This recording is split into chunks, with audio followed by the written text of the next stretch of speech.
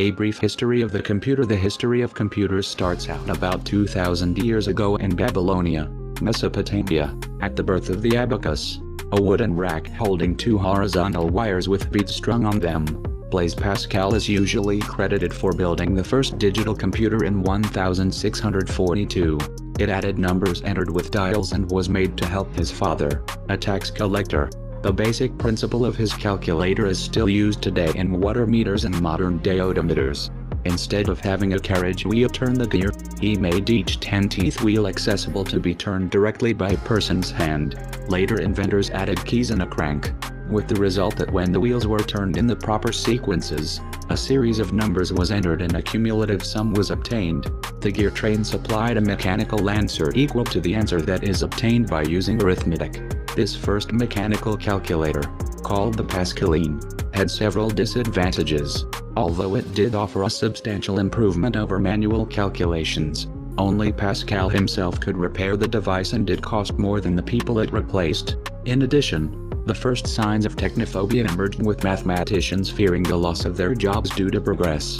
Contrary to Pascal, Leibniz, 1646 to 1716, successfully introduced a calculator onto the market. It is designed in 1673 but it takes until 1694 to complete. The calculator can add, subtract, multiply, and divide. Wheels are placed at right angles which could be displaced by a special stepping mechanism.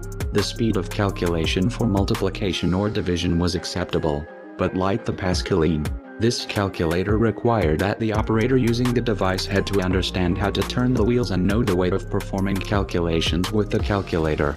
Charles Babbage, an English mechanical engineer and polymath, originated the concept of a programmable computer.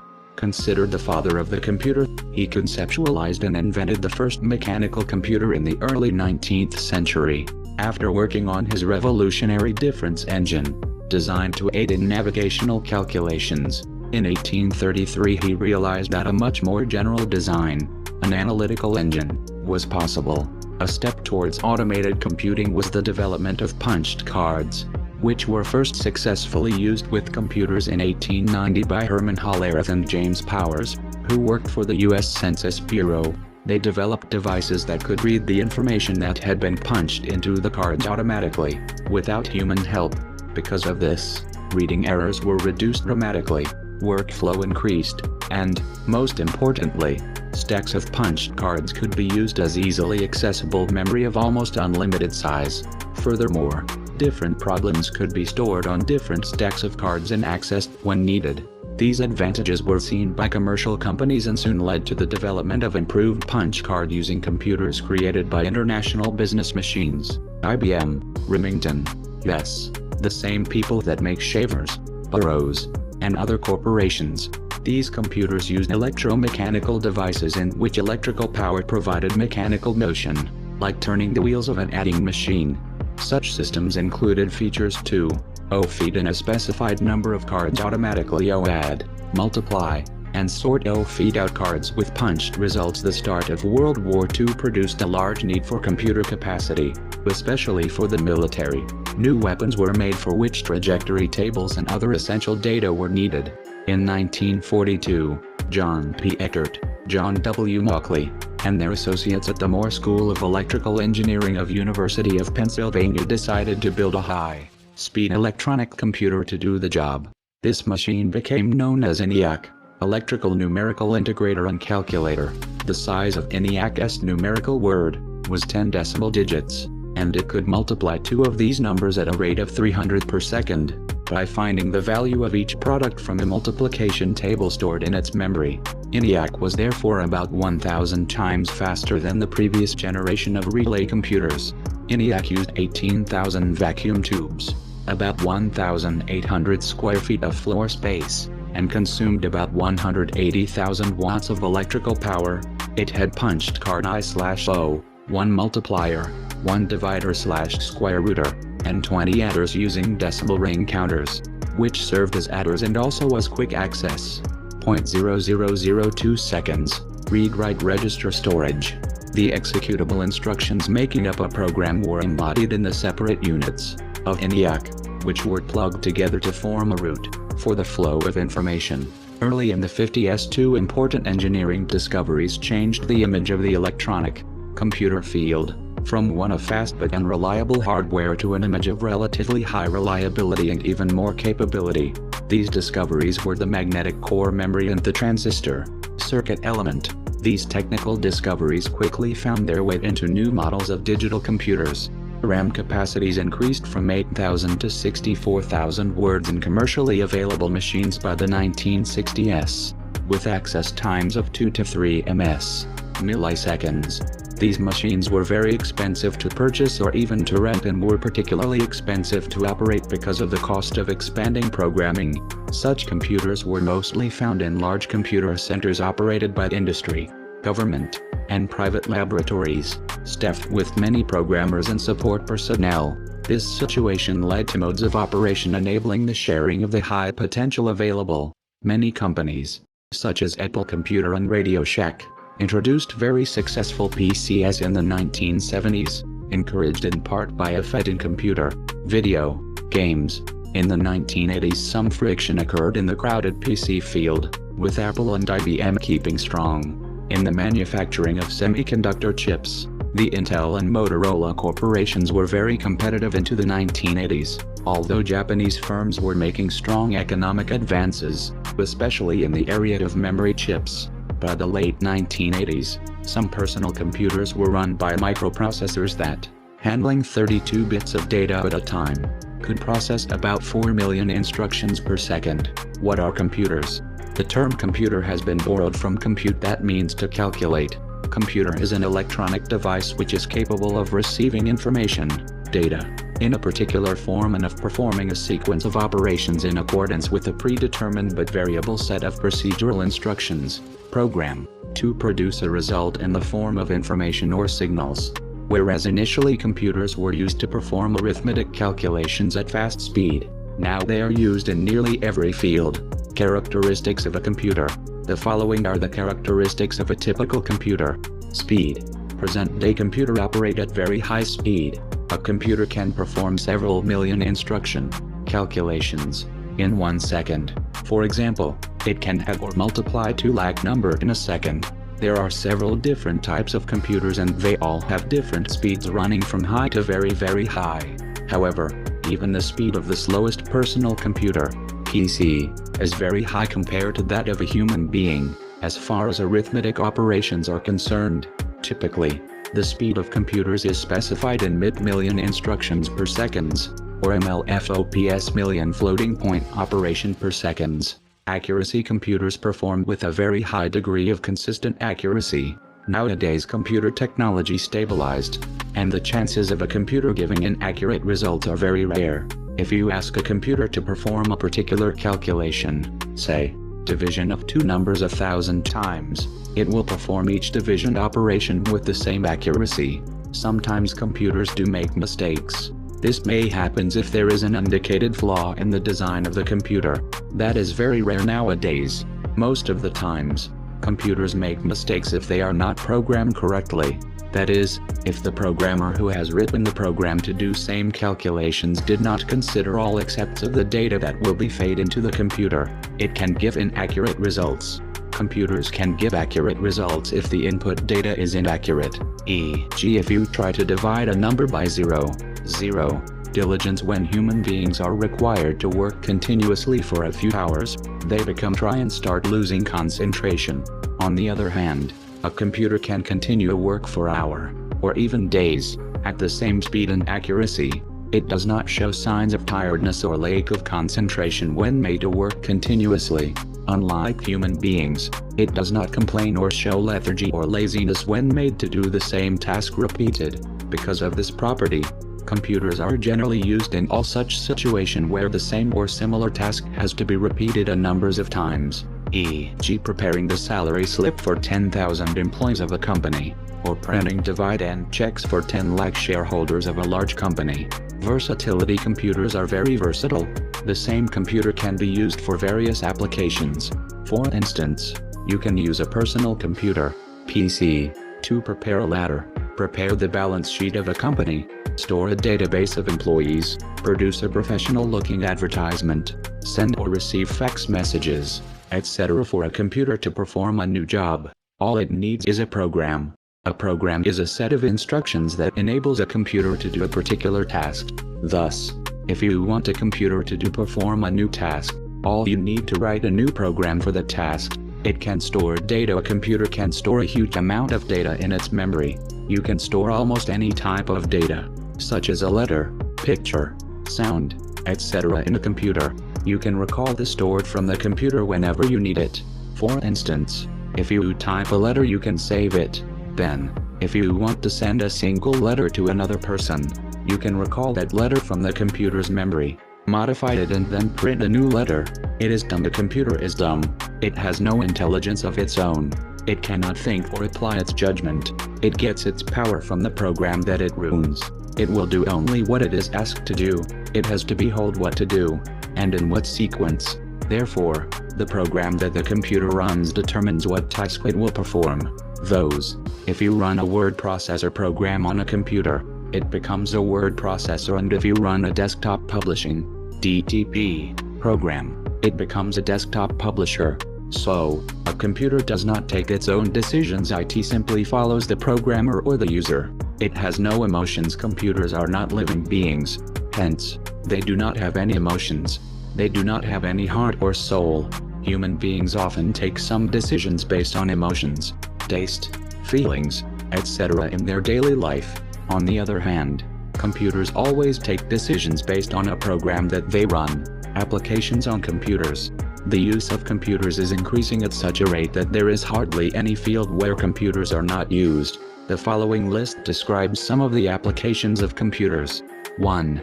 In offices and homes for preparing documents and to perform other data processing jobs. 2. To prepare salary slips and salary checks in office and factories. 3. To maintain accounts and transfer funds in banks. 4. To store and retrieve large amount of information in offices. 5. To send and receive electronic mail/fax. 6. To search and retrieve information from other computers. 7. To reserve tickets in the transportation sectors, e.g. railways, airlines, etc. 8. To regulate traffic lights on roads and to control machines and robots in factories. 9.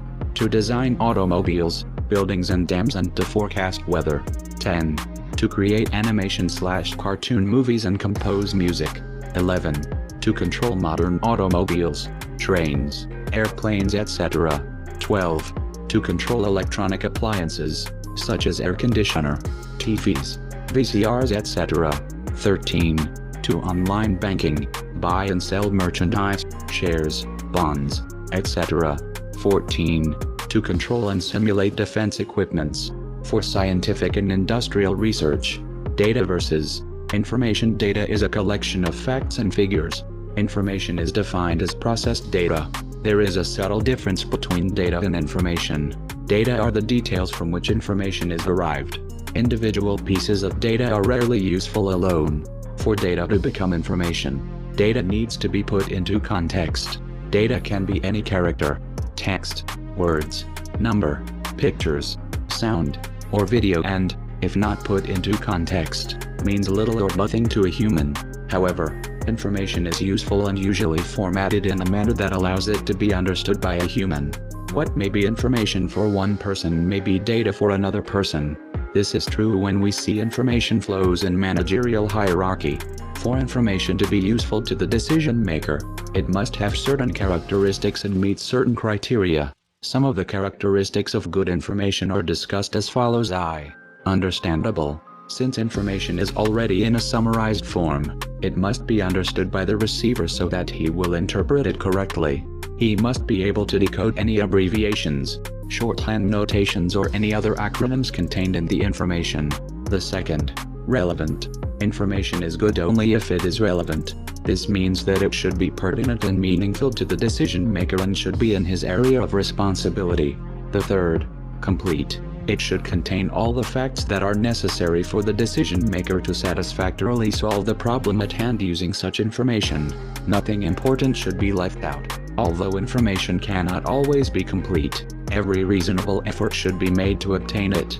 V. Available. Information may be useless if it is not readily accessible in the desired form, when it is needed. Advances in technology have made information more accessible today than ever before. V. Reliable. The information should be counted on to be trustworthy. It should be accurate, consistent with facts and verifiable. Inadequate or incorrect information generally leads to decisions of poor quality. For example, sales figures that have not been adjusted for returns and refunds are not reliable. I. Concise. Too much information is a big burden on management and cannot be processed in time and accurately due to bounded rationality. Bounded rationality determines the limits of the thinking process, which cannot sort out and process large amounts of information. Accordingly, information should be to the point and just enough, no more, no less. V. Timely. Information must be delivered at the right time and the right place to the right person. Premature information can become obsolete or be forgotten by the time it is actually needed. Similarly, some crucial decisions can be delayed because proper and necessary information is not available in time, resulting in missed opportunities. Accordingly, the time gap between collection of data and the presentation of the proper information to the decision maker must be reduced as much as possible. VI. Cost effective. The information is not desirable if the solution is more costly than the problem. The cost of gathering data and processing it into information must be weighed against the benefits derived from using such information. Comparison data. Information meaning data is raw, unorganized facts that need to be processed. Data can be something simple and seemingly random and useless until it is organized. When data is processed, organized, structured or presented in a given context so as to make it useful, it is called information. Example: each student's test score is one piece of data. The average score of a class or of the entire school is information that can be derived from the given data. Etymology. Data comes from a singular Latin word, datum, which originally meant something given. Its early usage dates back to the 1600s. Over time, data has become the plural of datum. Information is an older word that dates back to the 1300s and has Old French and Middle English origins. It has always referred to the act of informing, usually in regard to education, instruction, or other knowledge communication. Basic functions of computer input. Computers receive data from outside. There are a number of devices that are used to receive data and instructions from the outside world. The keyboard on your PC is one of the most commonly used input devices.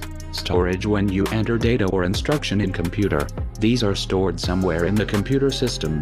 Because a computer cannot process or analyze all input data instantaneously, it has to store the data.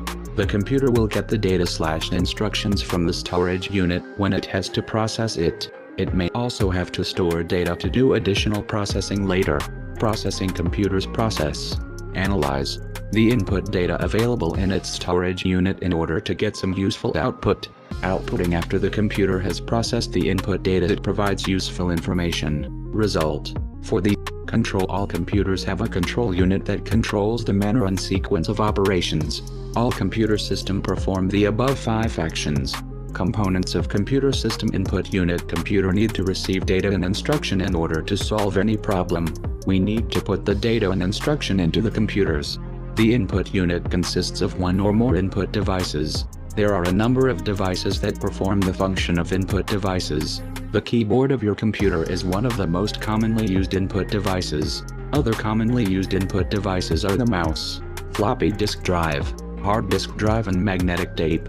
Regardless of the type of input device used in a computer system, all input devices perform the following functions: accept data and instruction from the outside world, convert it to a form that the computer can understand, supply the converted data to the computer system for further processing. Storage units. The storage unit of the computer holds the data and instruction that you enter through the input unit before these are processed. It preserves the intermediate and final results before these are sent to the output devices. It is also used to preserve the data for later use. E.g., you may like to save letter you type today for printing after 1 week. The various storage devices used in computer system are classified into 2 categories: primary and secondary. Primary storage. The primary storage, also called the primary memory, store and provides information very fast. This is generally used to hold the program being currently executed in the computer. the data being received from the input unit and the intermedi.